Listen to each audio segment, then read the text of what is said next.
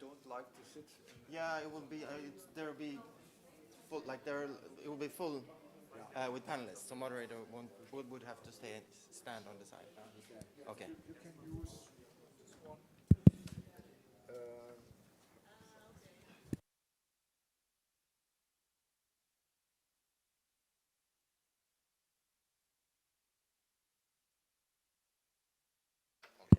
So it's perfect. Yes. And then I can take that.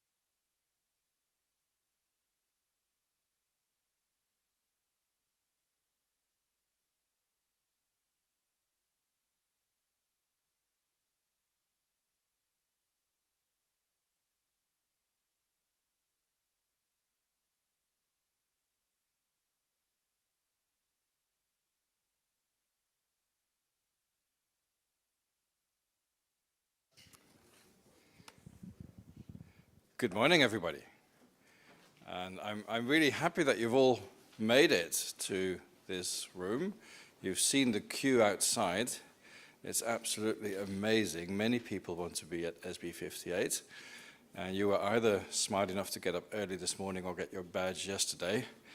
I suspect that there'll be more people coming in as they get through security, but I suspect that might be a while. Some of our speakers are also probably still in the queue, so we'll have to improvise a little bit, but most of the speakers and panelists are here, and you are here, and that's important. And hopefully there'll be some people joining us online as well. Welcome, wherever you are. We'll have a really interesting event today that is going to link climate and development policy, or more specifically NDCs and SDGs. Nationally Determined Contribution and Sustainable Development Goals. This is an event co-hosted by the Stockholm Environment Institute and the German Institute of Development and Sustainability, IDOS, building on research that they have done jointly, looking at the development angle of NDCs. I guess I shouldn't be saying this, but it's somewhat work in progress, but it's progress far enough to present some interesting results, and we'll be hearing from Adis and Gabriela, who are leading this in a minute. Now, according to the agenda, we should be starting with Minoru Takada, who would give opening remarks on behalf of UN-DESA, but I believe he is one of the people still stuck in the queue. So if and when he makes it into this room, we'll make space for him and allow him to give his remarks, which will then not be the opening remarks, but the intervention. But that will be timely at whatever time it happens. If we are not going to be able to, let me just see. No, this is not. We will. Now look at that. I have just started, Minoru, and apologize for your absence on behalf of the very long queue, but you have made it. Shall I just let you settle in for 1 or 2 minutes? And maybe we can start with Gabriela and Addis, and you can give your comments once you're settled. But thanks very much for making it on time. So yes, on that note, so a slight change to the agenda. I think there's only one of the panelists is still missing, so we'll be able to follow the agenda pretty much as planned. What I forgot to say is that I'm Richard Klein with the Stockholm Environment Institute, and I'm your moderator today. Can I ask Gabriela and Addis to come to the front and give your presentation? Addis is a senior research fellow with the Stockholm Environment Institute in Stockholm, and Gabriela is a researcher at the German Institute of Development and Sustainability, and they will both give an introduction. And after that, we'll go to Minoru to hear your opening remarks. Thank you very much. Yeah, hi everyone, and good morning, and glad to have the honor to open the side event session for this SBs. And yeah, my name is Addis, and this is Gabriela, and we will present some work that is partly ongoing and partly ready in terms of outputs, and concerns kind of the broad topic of the climate and SDG interactions, but focusing specifically on the role of the NDCs and what kind of spread they have in terms of how climate action connects to the broader areas of sustainable development. So we have been doing this work since around 2016, exploring interactions between kind of Paris Agreement on the one side and the 2030 agenda on the other. And both are universally applicable, and they are global in their ambitions, and almost all countries have committed to achieving the global goals of these two agendas. And both NDCs and the SDGs are derived from a bottom-up process, and countries decide for themselves how to implement them depending on their needs and capacities. So both are also similar in their structure in terms of that there is a forward-looking component where kind of NDCs on the one hand are submitted and updated and renewed around approximately every 5 years. And at the same time, national sustainable development strategies have maybe a bit longer outlook, but they are revisited periodically.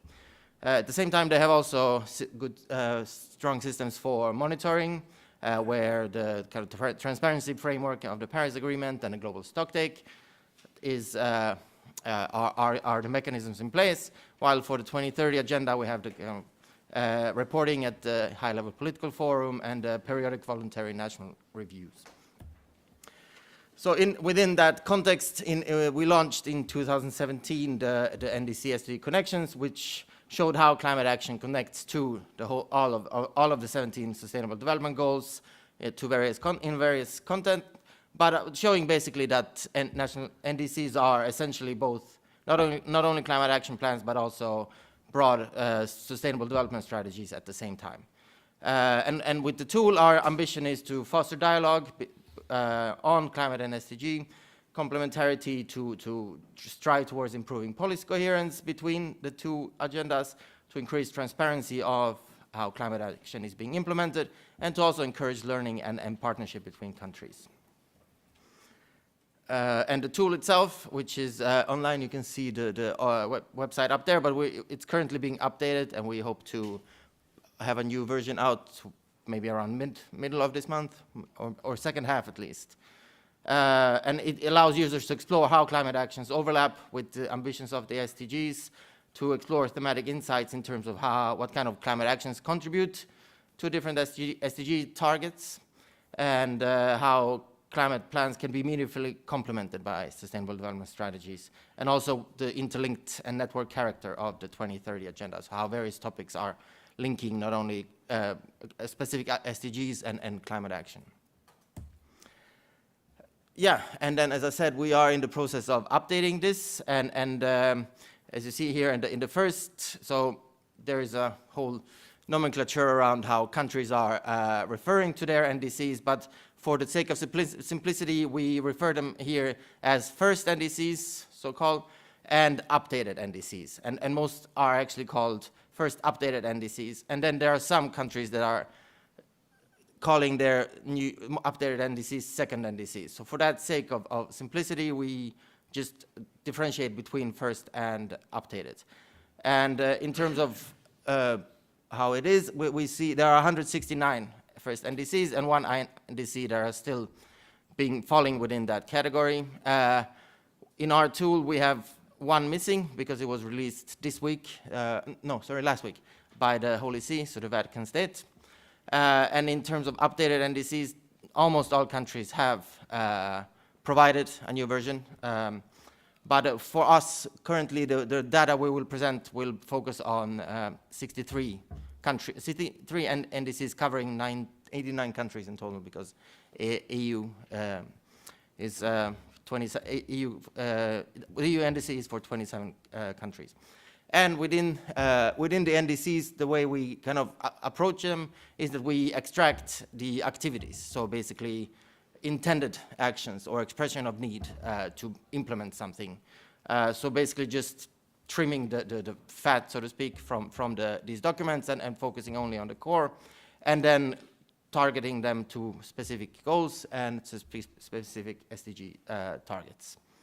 And I'll go more into this, but there is just a slide, as you see the visual here, it shows how activities connect to various goals. And this is basically some slight difference in how they have changed over time. So we'll go a little bit into that.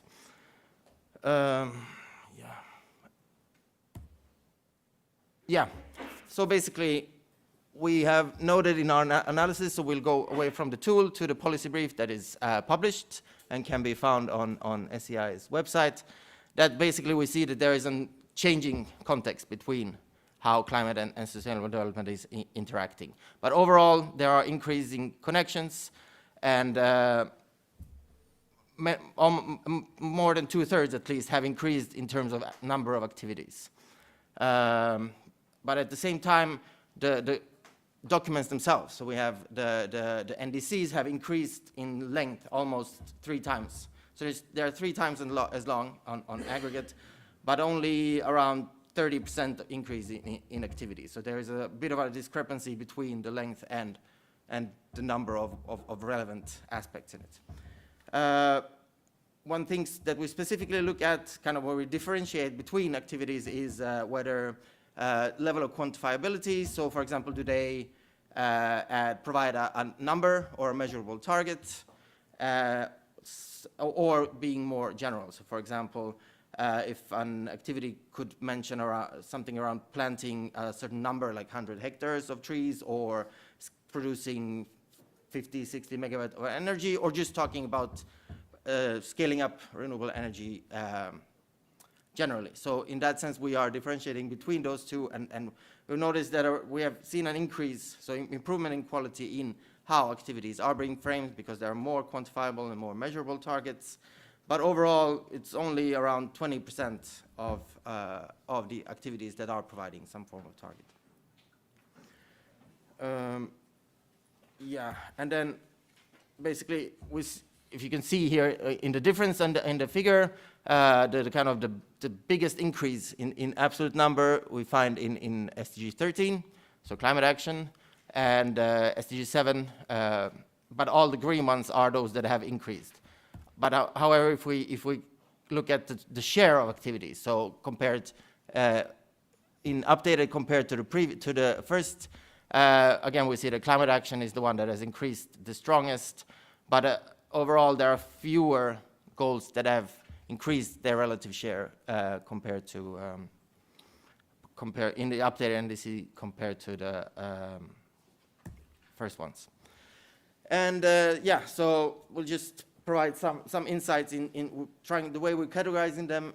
Here is in the kind of 3 dimensions of sustainable development, so the social, the environmental, and economic. And we'll just go a little bit into what kind of changes we have noticed. So starting with the social dimension, it's the one that has increased the most. However, from very low levels, comparatively speaking, very low levels in the first round. But more focus on gender, more focus on inequality, more focus on participation, more focus on health-related issues, particularly things like epidemics and communicable diseases have been mentioned quite a lot more in the updated NDCs than before. Yeah, but at the same time, within this category, most activities are very, very general. So there are very few activities that are measurable, very few that are quantified. It still remains, despite its increase, the kind of the neglected part of climate action. And yeah, the figures show a little bit around which goals have kind of increased and which have decreased, and there are some kind of some intra-goal changes that are interesting that you can see here. For the sake of time, I'll just leave them. The second category is the kind of the environmental dimension. And yeah, as I mentioned before, the kind of the climate action is the one that has increased the most, both in absolute and in relative numbers. And it might sound intuitive that should be the case, but we are actually quite surprised that it is. Particularly in the context of kind of stagnating or decreasing focus on kind of climate vulnerable sectors such as agriculture, biodiversity, and water. So we've seen a kind of shrinking of activities that link climate action to specific sectors, and more activities that talk about preparing for impacts, so for monitoring impacts, monitoring risks, and so on. So kind of cautious conclusion could be that it's become more reactionary, it's become more, the countries have become more aware or even experiencing climate impacts rather than now than 5 to 6 years before, when it was more around anticipating type of activities. Yeah, and for my last slide, in the economic dimension, we see that energy is the one that is unsurprisingly the most relevant goal for climate policy and for climate action. But at the same time, we see that despite the strong emphasis on energy, things like the issues around energy access and energy affordability are increasing from an already low level. So countries are not prioritizing these aspects and rather than focusing on scaling up renewable energy efficiency, and are not kind of bringing in let's say the social aspects of the energy issue. We've also noticed around, particularly related to SDG 17, but not only, a kind of shift in countries calling for domestic resource mobilization, particularly among countries in the global south. So previously, in the first round, there was a lot of many activities were, for example, based conditional on delivery of climate finance, more discourse around countries in the global north delivering on their commitments. But we've seen quite a significant change on how this is being framed, and more and more focus on mobilizing domestic resources. Yeah, and also this dimension is also the one that has the most kind of measurable, most stringent activities, and these are also increasing across all goals, not only SDG 7. So yeah, these were some insights. Please revert to the policy brief, and I'll hand over to Gabriela.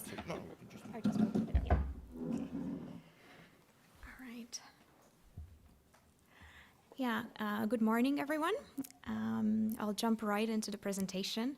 As a second part to our analysis of as a comparison between the first and updated NDCs, we also decided to dig a bit deeper into emerging themes in the NDCs. And these themes we observed while we were doing the coding, but there are also themes that we have seen appearing more and more in the climate debates. And the themes that we looked at are just transition, participatory approaches, loss and damage, and low carbon economy.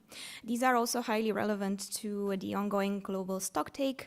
For instance, just a transition would be highly relevant to the impact of response measures, also participatory approaches relevant to this, but also to the implementation. Loss and damage is a dimension of the GST itself, and low carbon economy speaks, of course, to the mitigation side. of the GST. So I will go through each of these themes one by one, starting with just transition. And first I would say what we mean here by just transition. This is about ensuring that the transition to low carbon and climate resilient societies is one that is inclusive and just, that leaves no one behind and creates opportunities that are well distributed. This theme was already used in the 70s, for instance, by ILO, but in the climate regime, it has appeared more and more in recent years, for instance, with the Just Transition Silesia Declaration from Katowice, with the Glasgow Just Transition Declaration by a number of countries. It was also mentioned in the Glasgow Climate Pact, and the Just Energy Transition partnerships, which started with a partnership with South Africa, and now more and more countries are doing this, or at least exploring. So also Indonesia and Vietnam, and India is exploring such a partnership. Very briefly on the method, it will appear on each of the theme slides, but in the interest of time, I will not go in detail on this. But for each of the themes, we looked for keywords that were relevant. In this case, just transition and just. We looked for this across all of the climate activities we extracted, and then we also did a more detailed analysis of relevant SDG targets, in this case, for instance, related to social protection, training and education, jobs, and industry. So on the results, in the 63 countries where we compared first and updated NDCs, we found that 9 countries now directly mentioned just transition and like as the exact wording. Before, only South Africa spoke of this. And that all 3 tenets of justice, the so-called distributive, procedural, and recognition justice, are covered by the different climate activities that we find in the NDCs. To go through the main types of activities that we find in the NDCs, we see a strong focus on low income and vulnerable groups, and addressing how these are impacted, how these are affected. There are activities related to education, training, and reskilling to support workers who lose their jobs, and in that regard, there are also programs that really target reemployment. And also affected industries are addressed and supported by some countries, and institutions and funds are set in place for that. And of course, there's also a demand for international support. Now, on the second theme, participatory approaches, here we refer to this as inclusive participation of all relevant groups in various processes. And this is absolutely crucial to ensure ownership, effectiveness, equal distribution of outcomes, and also for policy coherence, to have all the voices heard. UNFCCC has involved many stakeholders over time, for instance, youth through Yango, and also private sector to some degree, and civil society. And it has also set in place different formats, for instance, the Local Community of Indigenous People platform in 2015, and the Lima Working Group on Gender, which is now ongoing in a different format. In terms of participatory approaches, we find that there is quite a large increase in this type of activities. So 16 out of the 63 countries now have participatory decision-making, while none of these had it before. This falls under SDG 16, and this is one of the SDGs with the higher increase relative to the others. In terms of types of measures, I will mention here, for instance, participation of various groups in the development of climate strategies and of the NDCs. There are many, many more activities on partnerships between public-private partnerships, also with civil society. And also, for instance, inclusive participation in the management of risk and adaptation in cities. So I will, in the interest of time, just giving some examples, but we go in detail on all of these in our second policy brief. Third, loss and damage, and I think I don't really need to introduce this theme, but yeah, it is to address the loss and damage that was or there will be incurred due to climate change. So this is the unavoidable. And the term has been around for a while, but it has grown in prominence since the Warsaw International Mechanism on Loss and Damage. And then also last year, there was an agreement on having a loss and damage fund to vulnerable countries. Also at the German G7 presidency, we had the Global Shield against climate risk together with the V20 countries.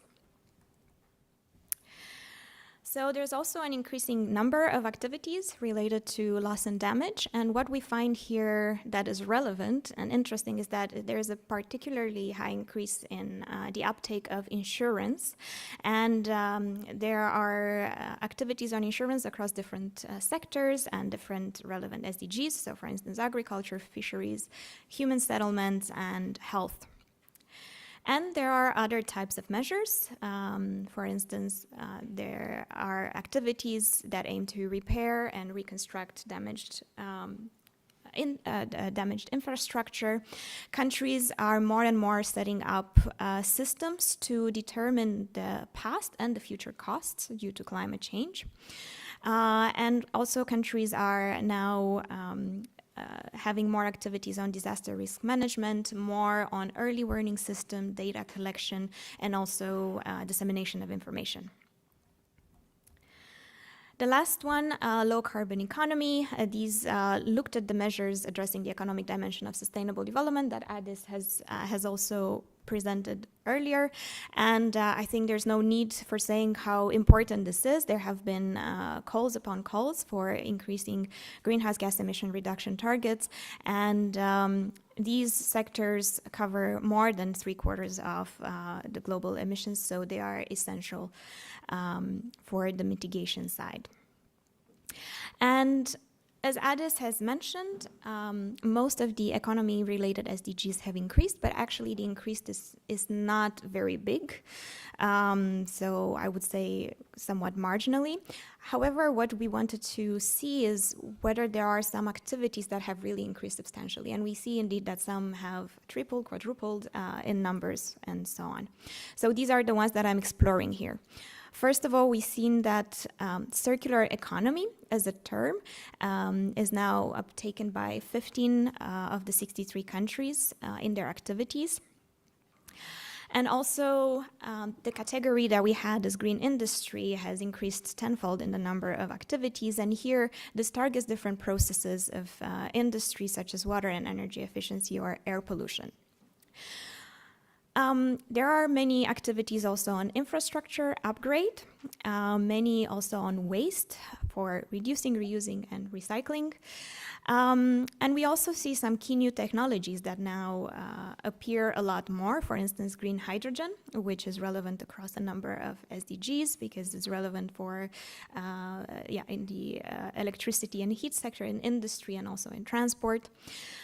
We've seen that activities on electric vehicles have tripled, and also sustainable transport more generally has increased. Yes, and I will quickly try to come to a close on the implications. So as we have shown today, there are many important links between climate and SDGs, and hence the Paris Agreement and the 2030 Agenda.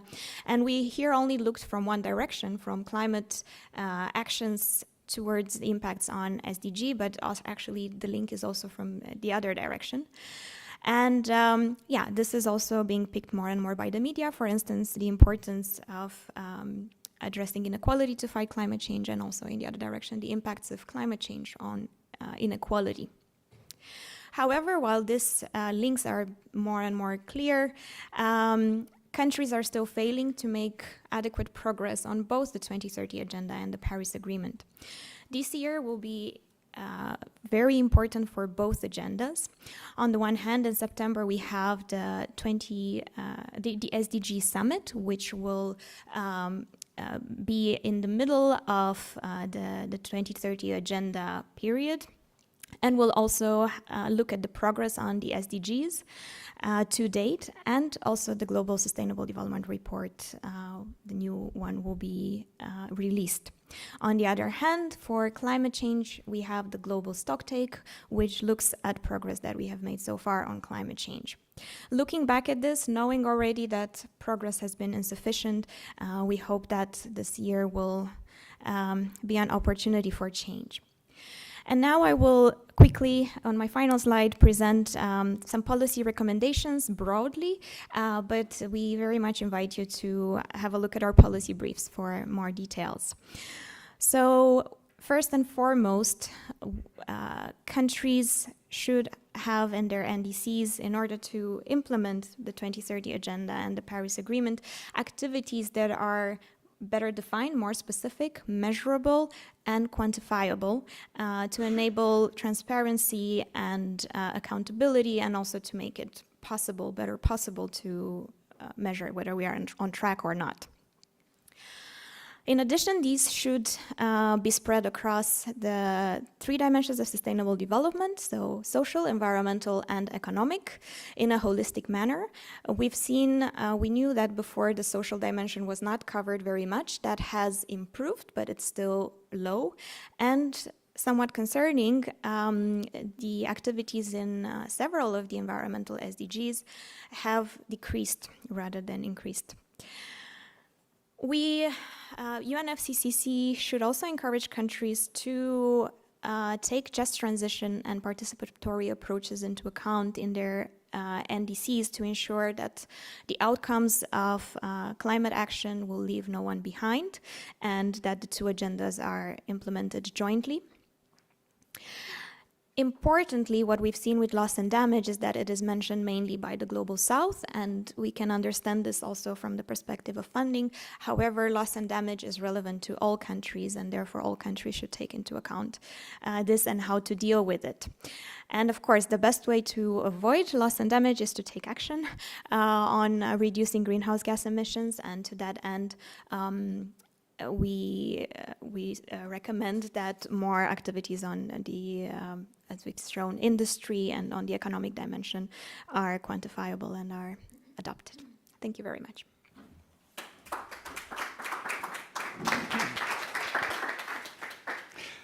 Thanks very much, Adis and Gabriela, for this excellent introduction to the work that you've done.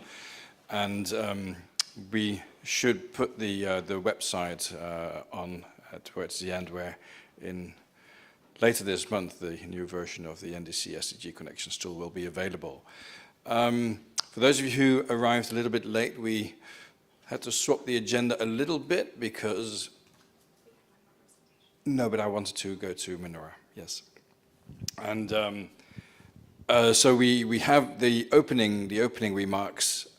We had to postpone them until this very moment by Minoru Takada, team leader on energy at the Division of Sustainable Development Goals at UN-DESA, where he coordinates substantive support for intergovernmental processes on energy, and also serves as head of the Secretariat of UN Energy.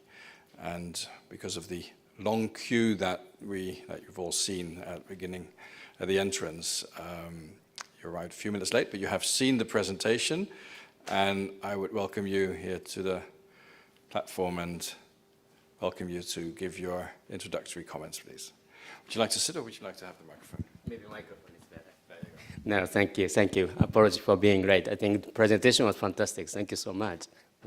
So Secretary General Guterres said, climate action is 21st century's best opportunity to advance sustainable development goals. Is that so? So I think this is a question that we should ask to ourselves, and I think this is why that this is very, very centrally important here. So obviously taking climate action, variety of impacts, and I saw the graph, and that's very important. And it goes opposite as well. So question is that, okay, what evidence do we have actually on this note? So I think gathering the evidence is one thing that we have to focus on. And secondly, we are looking at, of course, 2030, and you might have seen that already some sort of sneak peek of Global Sustainable Development Report, that is coming up very soon, and the Secretary General already issued a special edition of this year's Sustainable Development Progress Report. It's about only 12% is kind of okay to meet SDGs. 50% is struggling. 30% going backward. This is really something.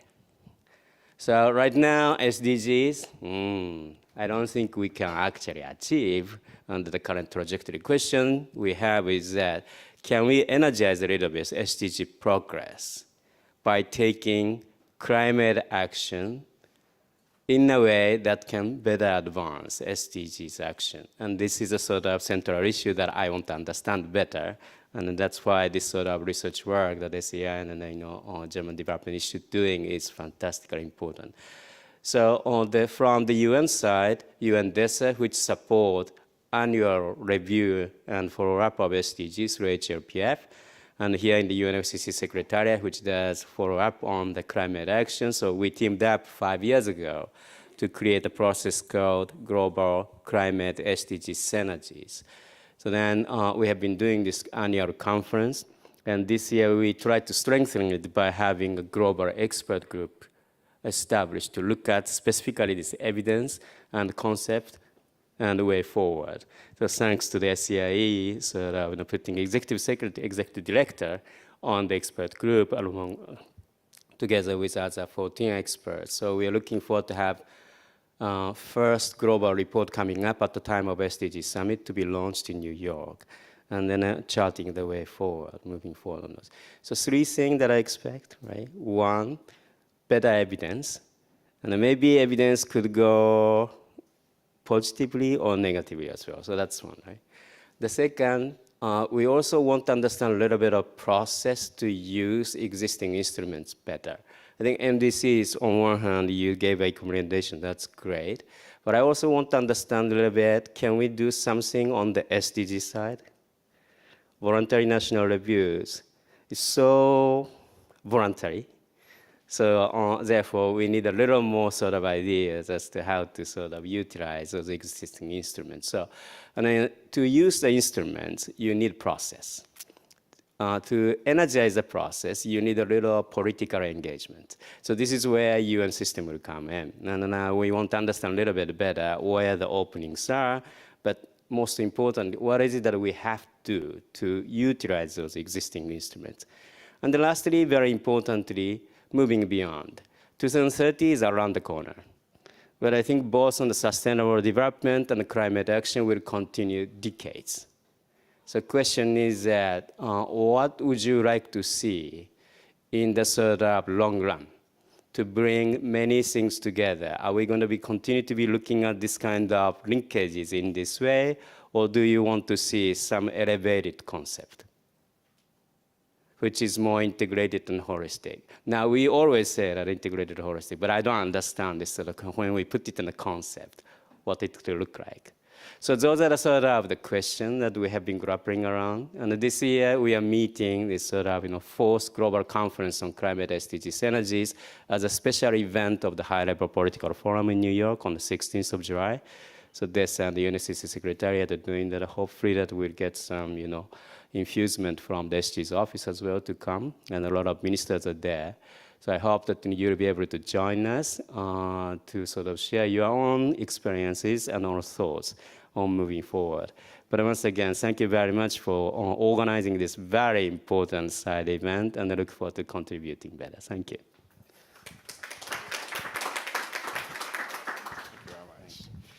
Thank you so much. Go back to the original agenda, and our next speaker is Izzet Ari, who wears 2 hats, and he will first speak as Associate Professor at Social Sciences University of Ankara, where he works on green economy, climate change policy, and renewable energy, among other topics. Later on, he'll be on the panel as a government representative and negotiator for Turkey. But first, your substantive comments, please. Okay, thank you. Thank you, Richard. Thank you for your openings and my presentation about strengthening linkages between the NDCs and VNR Actually, this is the important reflection of the implementation of the SDGs under the high-level political forum. And we know that NDCs is one of the constructing elements of the Paris Agreement before the adoption of the Paris Agreement. And after adoption, entry into force, NDCs has become a follow-up role in the agreement, and mainstreaming SDGs through VNR and climate policies through NDCs are very valuable for all of us to follow the all synergies between Agenda 2030 and the NDCs, because we need to escape from the silo approaches to holistic approach during the implementation of these two different pathway for our achieving sustainable development without causing any further climate change. In my presentation, I analyze 60 countries and covering their first and updated or second NDCs. And my approach is track to SDGs in NDCs, kind of referring SDGs in NDC. The thematic review are very important during the high-level political forum, because in some years, HLPF choose a specific theme, for example, SDG 13, SDG 7, and their countries submit their VNR, prioritize their SDGs, NDCs. And countries with at least 2 VNR and updated NDCs are very valuable in that regard. When we look at this table, summarize all these high-level political forum since the adoption of the Paris Agreement. 2016, this is the first year after the Paris Agreement, all HLPF focus on the all SDGs. But during the 2019 and 2012, 2021, SDG 13 was one of the thematic review area. And when we'll turn to Agenda 2030 and SDG 13, taking urgent action to combat climate change, our main goal. And when we look at target integration of climate change measures into national policies, one of the key targets, because if you want to strengthen the synergies between NDCs and VNR, we can use these targets. We have already some indicators called number of countries with NDCs, LTS, or National Adaptation Plan. It's a very big opportunity to follow all these issues. These are my results and ongoing research. This is number of VNR. As you see from the green dots, more than three or more than 2 or more than 3 VNR already submit to HLPF, but 50 countries still have no VNR. This is one of our problems while creating synergies between SDGs and NDCs, because some countries have very significant greenhouse gas emissions. And when we look at the number of VNRs with the SDG theme, as you see, 2 countries have already 2 VNR in that HLPF, but this is not so promising, because the 60 countries which are already covered, half of them are not submit their VNR during the SDG theme of the HLPF. If we combine VNR and updated NDCs together, this is emerging issues, give information about how can we follow the VNR and updated NDCs together.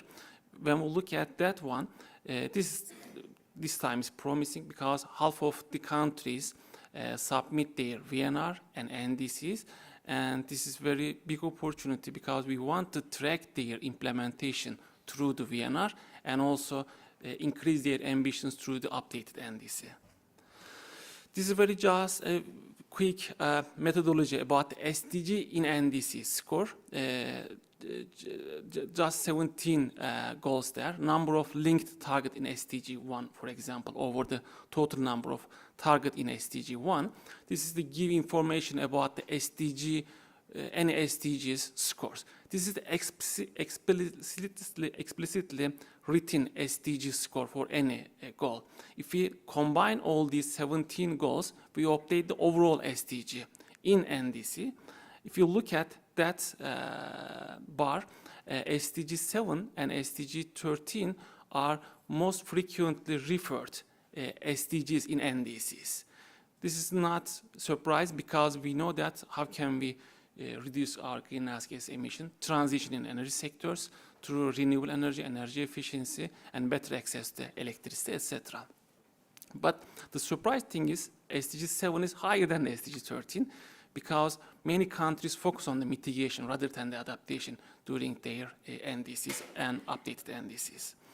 When we look at this map, this time, these are the scores, overall score of SDG 7 for these 60 countries.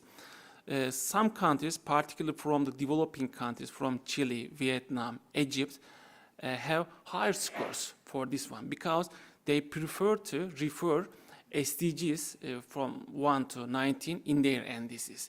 That means they are trying to mainstream the SDG issues in their NDCs. This is a very big opportunity for all countries because we know from the NDC side and also SDG sides, strong collaboration or synergies are necessary to combine all these issues because both of them adopted in 2015 and we need a strong cooperation. But how can we increase these synergies throughout the 2023 or beyond?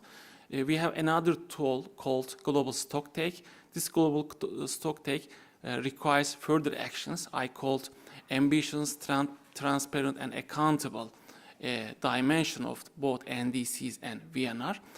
Firstly, we should overcome the reluctance of the VNR, escaping from the voluntary issue, and also increase our ambitious NDCs. And creating a monitoring and reporting policy databases or action databases, both for the NDCs and VNRs can be very useful tools. And also strong collaboration between the HLPF and UNFCCC can provide new opportunities for all of us. And this is our expectation to escape to silo approach and closing the holistic approach. Thank you.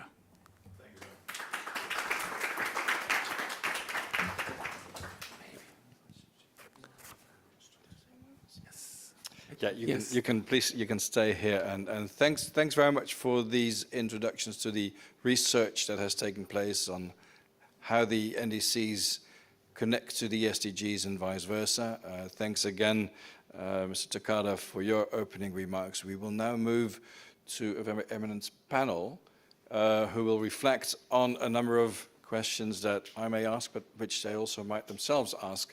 And I would like to invite Birgit Strube from the German Development Ministry, Kushal from Fiji. Kevin, has Kevin arrived? Kevin has arrived, welcome. From Togo, Izzet is already there, and Cassie Flynn from UNDP. So I'll just very quickly introduce the panelists. We have Kevin on the right for you, who is a climate adaptation specialist and executive director of OJET International, which is a youth NGO working on climate action and sustainable, inclusive and participatory development in Togo and sub-Saharan Africa. We have Kushal, who is Director of Climate Change in the Prime Minister's Office in Fiji. We have Birgit Strube, who is Head of Division on Climate and Development Partnerships in the German Development Ministry. We have Izzet, who is now wearing his hat as a government delegate from Türkiye and who has worked both on climate policy and on the 2030 agenda. And we have Cassie Flynn from UNDP, who is an internationally recognized expert on a treaty. Thank you. Everybody knows, Kat. No, thanks very much, first of all, for making it to the panel. And you have seen the presentations. You, of course, the work on NDCs and SDGs is your daily work. To what extent are you alarmed by any of the findings that you have heard, or are you encouraged, or do you feel like this is going in the right or not in the right direction? And I would like to hear very briefly from each of you, and perhaps while giving your answer, you might also add a question either to your other panelists or to the presenters, not necessarily for clarification, but for stimulation, and where do you think this research can have the most policy impacts? Can I start with you, Kevin?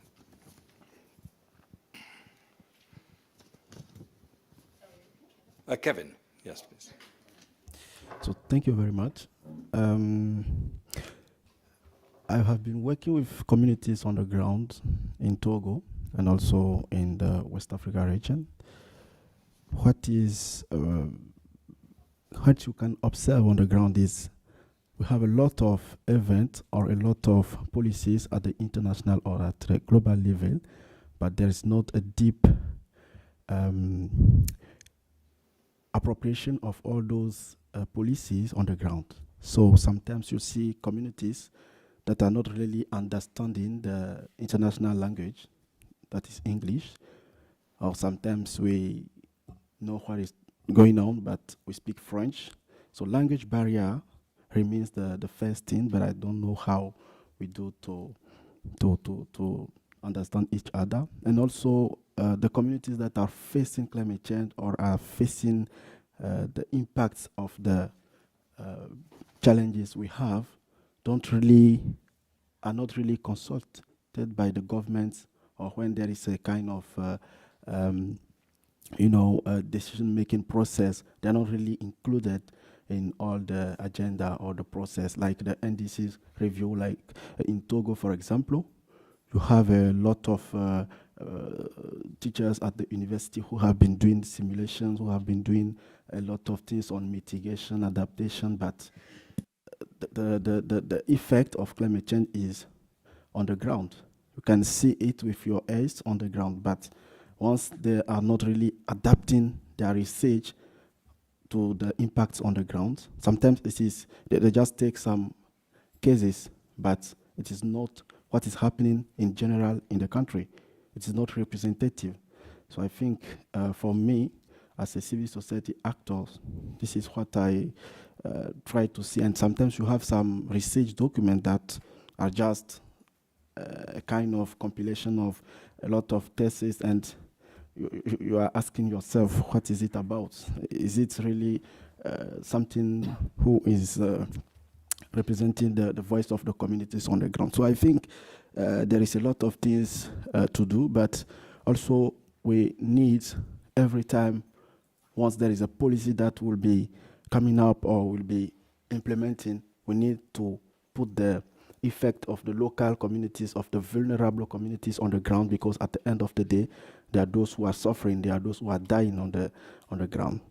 So there are a lot of things that they are also doing, like they have their own adaptation solutions on the ground. But sometimes there are research that have been doing, but they are not really included. And sometimes we just have projects from the decision makers, and we need to do it directly without consulting them, without taking what they have been already doing in account, so that to deal with. So also there is also a political willing. Sometimes we have some decision makers or some world leaders who are not really elected from who are not really the choice of the local community. So sometimes we just see a lot of programs, a lot of communications ongoing now, but on the ground, there's not impact. There's not really impact, not concrete impact. So I think this is what I can do concerning the link between all the global agendas or global target that the world leaders need to achieve, and when it comes to development agenda or action on the ground. Because I think from my side, it is a priority to include the development on the ground, to include the local population's voices. Thank you. Thanks so much. Now, I hear in this, yes. I hear in this also a question to Birgit, Strube and Cassie that you can come to later in how do you actually make sure that the policies that you develop and implement do actually reach the people on the ground. But let's first go to Fiji and let's hear about your experiences. Thank you. Thank you very much. I have a key question, and maybe this is for everyone. When you talk about NDCs and SDGs, my main question is that whether they were linked when they were designed. If not, then we need to really look at why we are discussing what we are discussing today. Because SDGs were, formulated on a separate note, and thus we need to understand what is the architecture that drives the delivery of SDGs and the mandate that brings about the NDCs.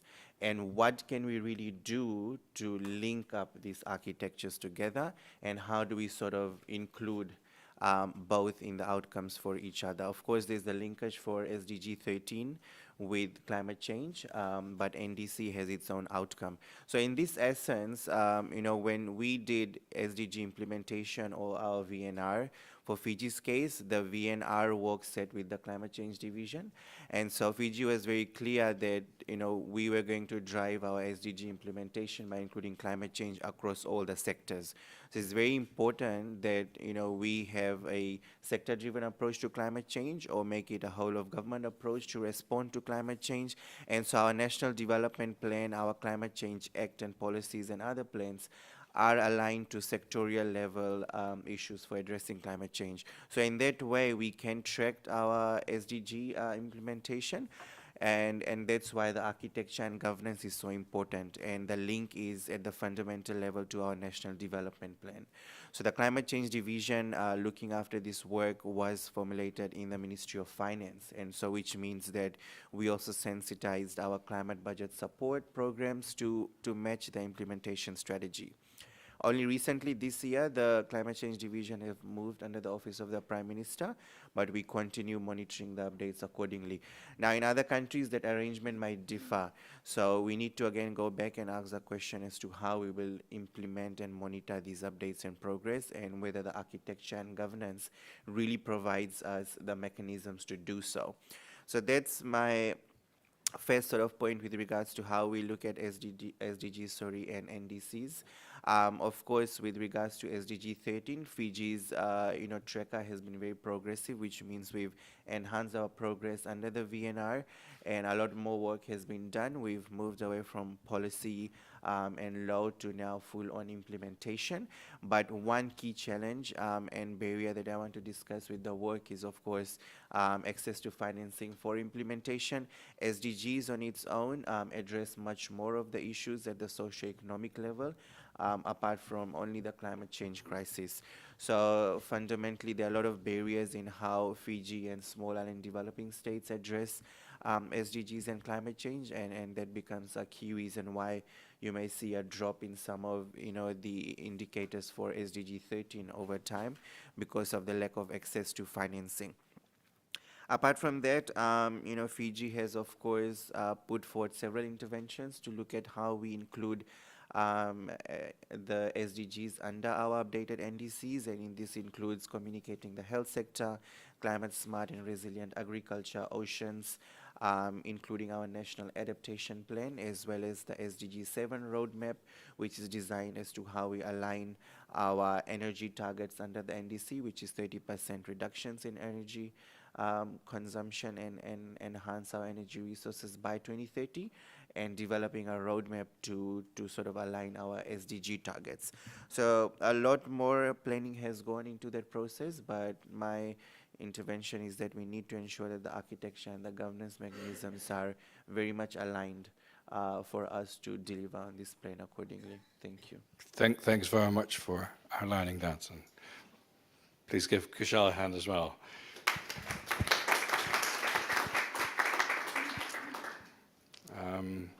Birgit Strube, please.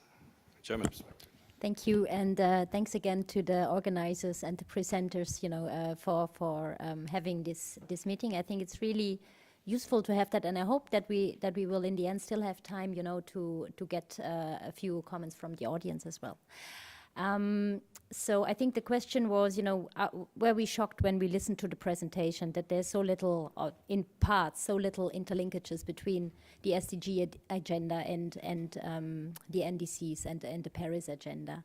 And I must say, no, I'm not shocked. I find it really helpful, to get this kind of insights, to better understand the situation, and then, to take action. So, we talk a lot about NDCs and there need to be integrated approaches and everything must be harmonized, but we are talking about this on the basis of very limited data. And it's exactly, to have this data that enables us, to take action in our daily work, everyone in his or her position where she is. And I think it's also not surprising that in some areas there is so little connection yet, because the Agenda 2030 is so complex, 17 goals, 100-something targets, and even more indicators. Even the Agenda 2030 alone and the SDGs, to implement them is already really challenging. And then, having additionally the targets of Paris and the targets of the NDCs, and then combine that all. That it's just a big task, and let's be honest. And I think we have seen improvements over the past years, but we need to get better, of course. And the question that came to my mind, because I think that was also something you've asked us to tell you, is it really, do we really need to integrate both agendas in each and every area? Or maybe not. Maybe there are priorities where we should start first, and then, other things that can follow later. But we need to have the priorities clear, and then we take action. So, because if you want to do everything at the same time, it's probably, overwhelming, and it gets you a bit frustrating. So, the BMZ, for those who do not know, that's the ministry I'm working in, is the ministry that is in charge of development cooperation in the German government, and it's exactly our mandate, I would say, our vision, to combine the climate agenda and the Agenda 2030. This is really at the heart of our work, and yeah, I think we are progressing, but there is still a lot to do, and I wanted to maybe to add a few things. The NDCs are cross-sectoral, they are economy-wide, and they provide the opportunity to combine them with the SDGs. I think that is clear. And then what I would like to see with the NDCs is that they are combined a bit more with other agendas, such as the national adaptation plans, such as the NBSAPs, for example, and then there you also have the linkage to the SDG agenda. Should I stop here? Thank you. Yeah, thanks very much. And I very much agree that we should also give the audience an opportunity to ask questions, so hopefully we'll come back to you. Izzet, wearing your other hats as a Turkish delegate. Thank you, Richard. I want to emphasize that Turkey has huge progress about the national policy framework and some improvement in the SDGs and the national climate policy. How these are the evidence from coming. When we look at the updated NDCs recently, Turkey updated its NDC, increased to 41% deviation from the business as usual, and also Turkey has 2 VNR in 2016 and 2019. The coordination and institutional issues are so critical because Turkey involve all stakeholders, public institutions, research institutions, and private institutions, both in the National Climate Coordination Board and National Sustainable Development Council. But we need still room to improve the reporting data and also some capacity building about the localization of SDGs, for example. This is one of our maybe priority issues. And also in the National Development Plan, nowadays Turkey is preparing its 12th National Development Plan. There's a special ad hoc working group, namely impact of climate change on sustainable development. That means through these national development preparation processes, climate change issues and sustainable development issues are converging together, because these two processes are feeding each other. And the important thing is how these mitigation and adaptation issues, because mitigation issues is very well known, but adaptation issue is very difficult to adapt climate change, has some impacts on the economic growth and sustainable development, or green transition or just transition.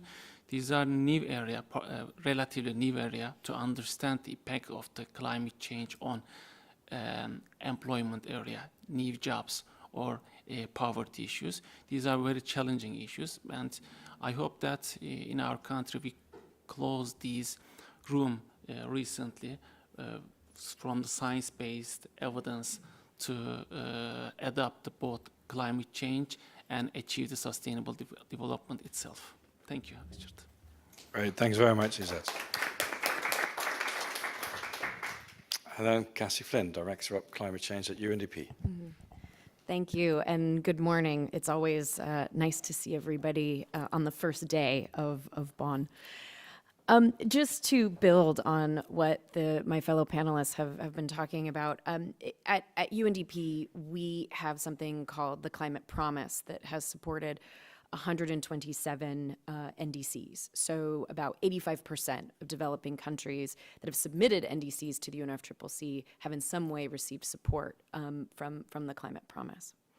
And out of this experience, we have seen immense leadership by developing countries when sort of crafting their targets. And when we think about this in this context that we're talking about today, about this interlinkage between NDCs and SDGs, there are really three things that sort of come to my mind reflecting on the good presentations.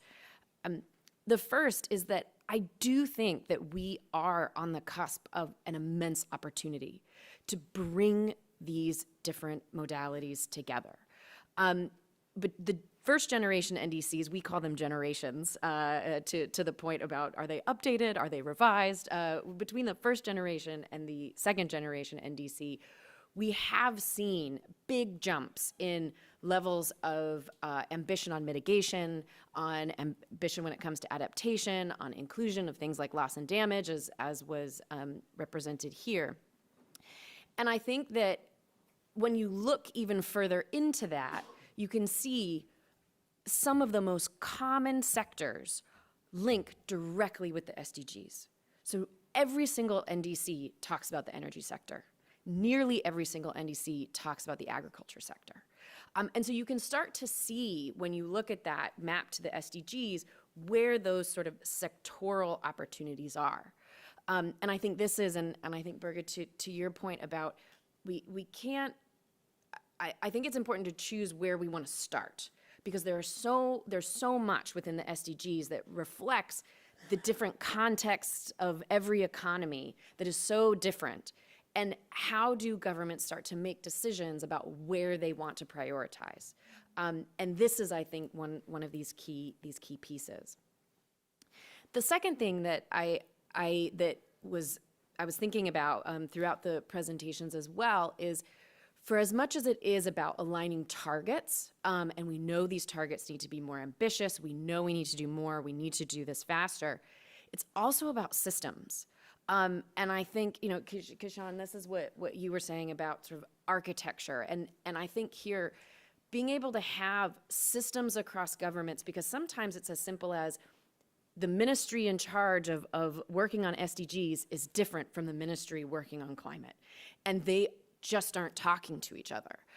Likewise, their systems for data collection, their systems for data analysis aren't talking to each other.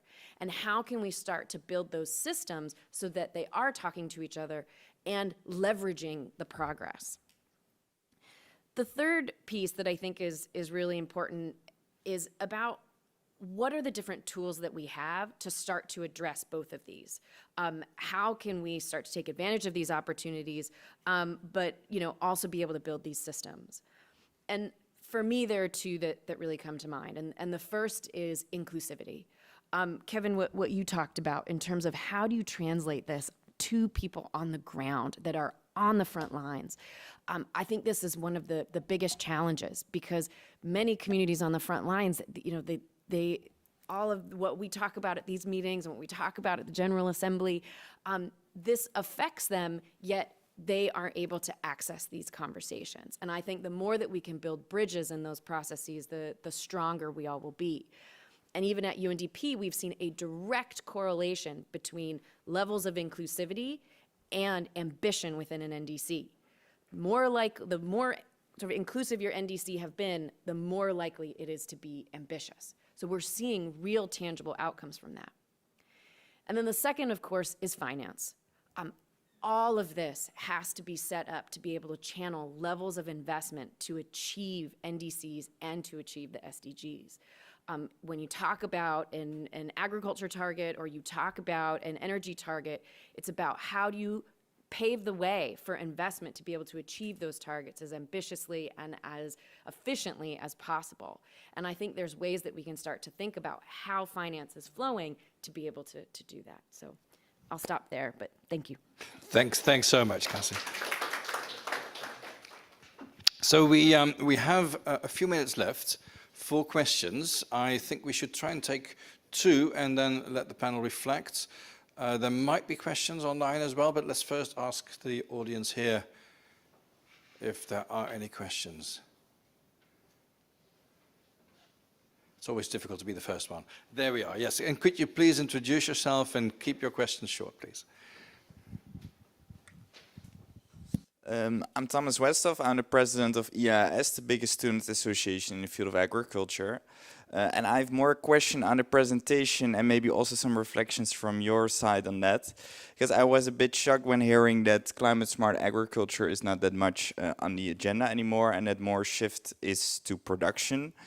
I'm interested in hearing more about those reflections, because mitigation and adaptation is also part of climate smart agriculture, and also now the successor of Coronivia is set out here at SB, and topics are formulated around that, where the workshop should be about.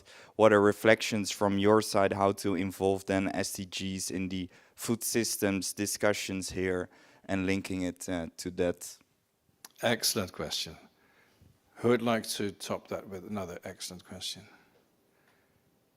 If not, then let's go straight to, well, maybe you and Gabriela would like to answer briefly and then go to the panel. Sure. So yeah, indeed, that was, so climate smart agriculture was one of these targets that was really strongest captured in the first round, first generation of NDCs. And we've seen a decrease, and as I mentioned, we think it's more around switch from linking sectoral topics to your climate policy to more kind of reactionary, preparing for impacts, monitoring around impacts, and not kind of being specifically targeting certain sectors. I'm sure NDCs are still mentioning agriculture, for example, as a vulnerable sector, but they're not kind of framing their activities around that or many other vulnerable sectors as well. So I don't have a clear question why that happened, just a hypothesis, but. Yeah, but this is also about seeing agriculture as part of the solution as well as an affected sector. Who of the panelists would like to reflect on the role of agriculture, or perhaps more generally about the extent to which sectors are or aren't prioritized in NDCs? I mean, you mentioned the issue of prioritization. And the research that has been presented, of course, gives some idea of what those priorities are, but it also can give rise to new prioritizations.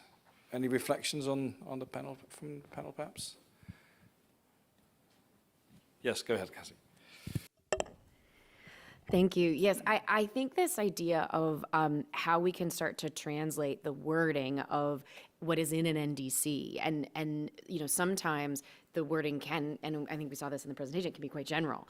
And how do you start to drill down into what does climate smart agriculture look like in a particular economy? What does it look like in terms of the investment opportunities to be able to start to scale that up?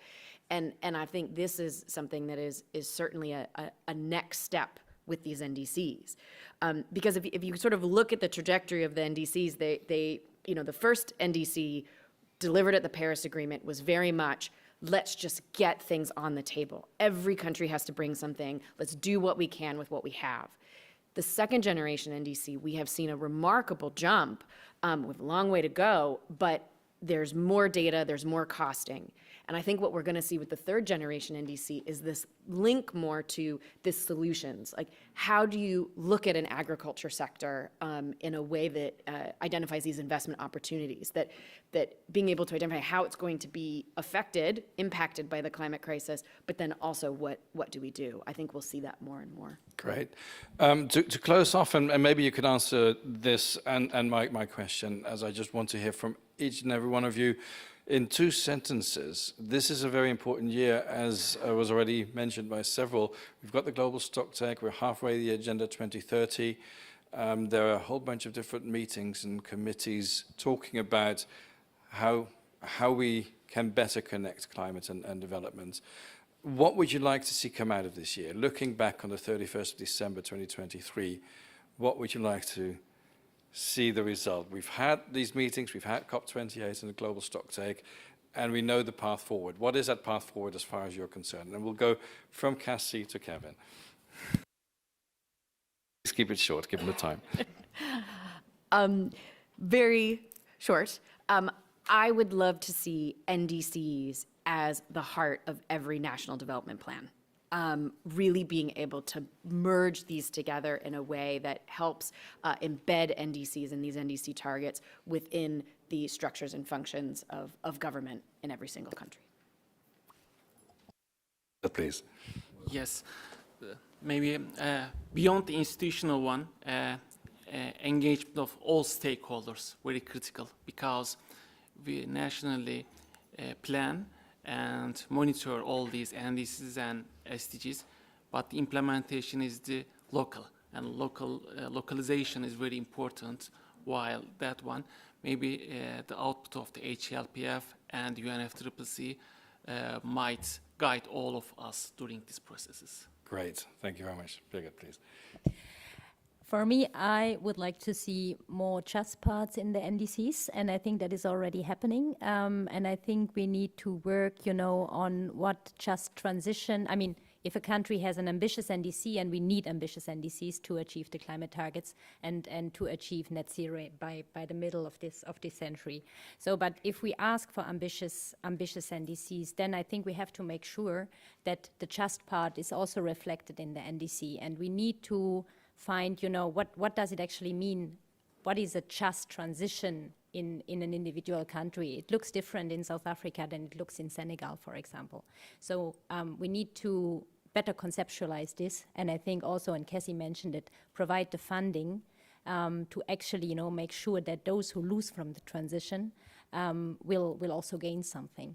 And this is also linked to finances. So that's what I want to see by the end. Thanks very much. That sounds like an important plug to the negotiations on the work program Just Transition that will start this week. Kushal, please.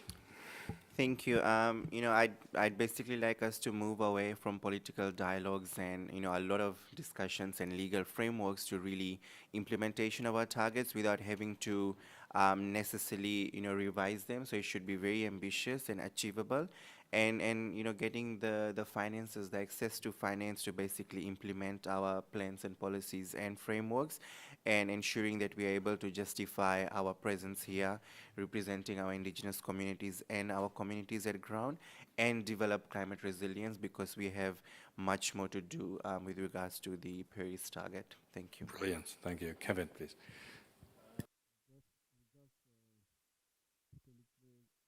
Could you switch on your mic, please? Yeah. Sorry.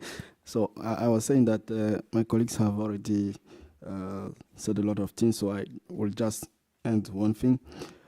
For me, talking about inclusivity is also believing in local NGOs, local youth organizations that are already on the ground, that are with the communities, who knows what the communities are facing and how they can also help them achieving the local implementation goals, because in every country today we have the national development plans, who which are also trying to deal with the local municipality plan. So we need local partners on the ground who knows how to consult the communities, who know how to design a project proposal, who knows how to conduct a project when it comes to budget and everything, to monitor actions, so that to believe in them and do project with them, so that to have something linked with the global agenda at the end of the day.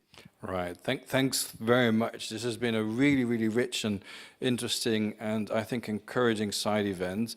I think the side event has been sort of a reality check. Where do we actually stand when it comes to progress towards linking SDGs and NDCs, but also in actually meeting the ambition that these NDCs and SDGs reflect. We've heard about the importance of justice, of ambition, of involving all stakeholders and being inclusive. We've heard about the importance of ensuring impact on the ground. We've also heard a plea to move from the talking to the implementation, actually moving to action. I think that's a great sort of list of issues to ponder as we start these 2 weeks and also as we start the season in New York with the HLPF and other events. I'd like to thank the panelists, the speakers, Mr. Takada, and all of you here and online, and wish you a very happy ASB 58. Thank you very much.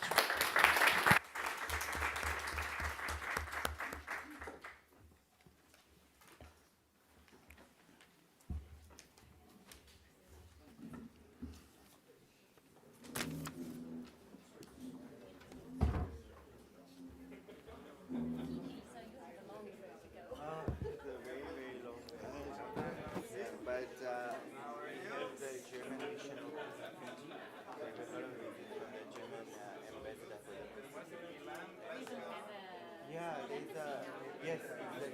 Yeah. So the collaborations are getting very strong, and I have a bilateral